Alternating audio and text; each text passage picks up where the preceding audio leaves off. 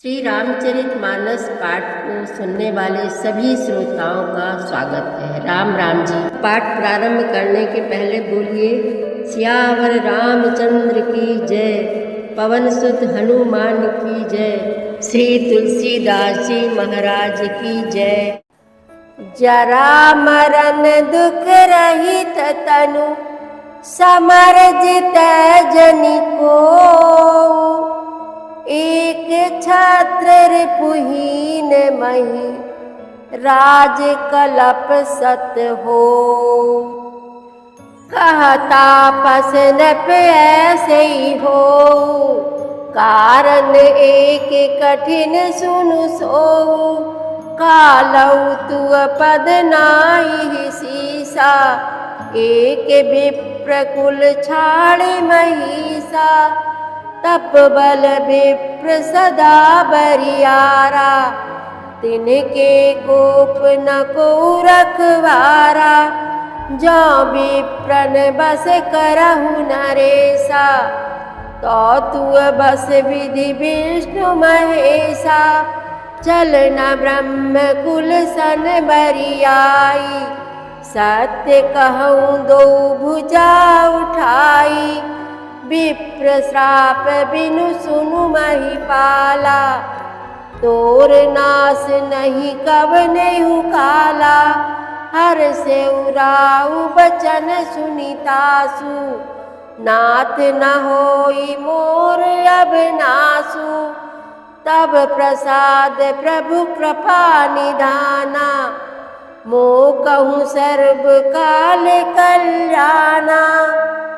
तुलसीदास जी महाराज राजा प्रताप भानु की कथा बताते हुए कहते हैं कि कपटी तपस्वी कहता है राजा से कि अब मैं बहुत प्रसन्न हूँ, इसमें बिल्कुल भी संदेह न करना। हे राजन, जो मन को भावे वो मांग लो। तपस्वी के वचन सुनकर राजा हर्षित हो गए और मुनि के पैर पकड़कर उसने बहुत प्रकार से विनती की और बोले हे दया सागर मुनि, आपके दर्शन से ही चारों पदार्थ धर्म अर्थ काम और मोक्ष मेरी मुट्ठी में आ गए। तो भी स्वामी को प्रसन्न देखकर मैं यह दुर्लभ वर मांगकर क्यों ना शोक रहित हो जाऊं। मेरा शरीर वृद्धावस्था मृत्यु और दुख से रहित हो जाए, मुझे युद्ध में कोई जीत न सके और पृथ्वी पर मेरा 100 कल्प तक एक छत्र अकंटक राज्य हो। तपस्वी ने कहा हे राजन, ऐसा ही हो, पर एक बात कठिन है, उसे भी सुन लो। हे पृथ्वी के स्वामी, केवल ब्राह्मण कुल को छोड़ काल भी तुम्हारे चरणों पर सिर नवाएगा। तप के बल से ब्राह्मण सदा बलवान रहते हैं, उनके क्रोध से रक्षा करने वाला कोई नहीं है।